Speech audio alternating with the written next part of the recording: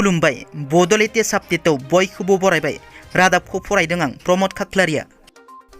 गिबि रादाबाव दङ आसामाव मेट्रिक आनजादनि सोंथि बिलाइ गोसारनायखौ लानानै गोबां सावरायजागासिनो थानाय समाव दिनै फिन फैगौ 20 मार्चआव जानो गोनां जग्राफि आयदानि सोंथि बिलाइया वाट्सएपआव भाइराल जादों।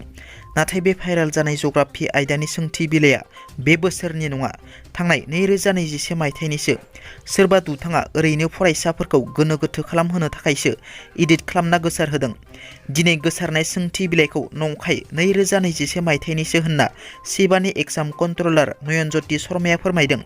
लोगोसे सोलोंथाइ मन्थ्रि रानथ पेगुआबो बे गोसारनाय सोंथि बिलाइखौ एडिटसो होनना फोरमायो।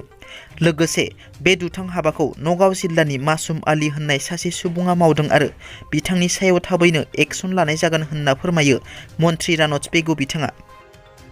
बिटिसिनि बारग' गाहाय हाग्रामा महिलारिनि अजदखौ फिनजाथाय होदों मिरु एबसुनि आफादगिरि दिपेन बर'आ। एबसुआ बर' हारिनि मोनसे सम्पद। मोनफ्रोमबो मेल मिटिङाव एबसुखौ सोरजोंबा मुं सुनानै कमेन्ट होनायखौ हाग्रामा महिलारिया बन्द' खालामनांगौ। सोरखौबा थांखिनो थांनानै एबसुखौ बोना लाबोनानै जानला मोनला अपिनियन होनायनिफ्राय बिथाङा गोजानाव थानाया मोजां होनना मिरु एबसुनि आफादगिरि दिपेन बर' बिथाङा गोख्रों फिनजाथाय खालामो। 12थि आसाम राइफल्स बेटेलियननि मोनसे जाफुंसारनाय। तिनसुकिया जिल्लायाव आसाम राइफल्स बेटेलियननि गोख्रों सिग्रोमनायनि गेजेरजों आलफा उदखारि हान्जानि सासे केडारखौ हमनो हादों। आलफा उदखारि हान्जानि केडारखौ तिनसुकिया जिल्लानि सिङाव थानाय लेखापानिनि बिसागावआव हमनो हायो। सासे आलफानि केडारा लेखापानि ओनसोलाव हाथियार लानानै थाबाय थानायखौ मोनसे श्रुत सुलुंनिफ्राय खौरां मोननानै गोख्रों सिग्रोमो। हमजानाय आलफानि केडारखौ दिबंबारिनि सुबासेत्रि होनना सिनायथिनाय जादों। हमजानाय आलफानि केडारनिफ्राय गंसे आखाइजों बानायनाय 7.62 mm पिस्तल, गरब्रै गोथां गुलि आरो मबाइल फन बोखांनो हायो। चिरां जिल्लानि औवाराम ब्रह्मखौ सोरबा बुथारदों। चिरां जिल्लानि आमगुरि थानानि सिङाव थानाय गलियागाव गामिनि थागिबि औवाराम ब्रह्मआ गावनि बिसि फिसाफोरखौ लानानै सापागुरि गोजोनपुरियाव थायोमोन।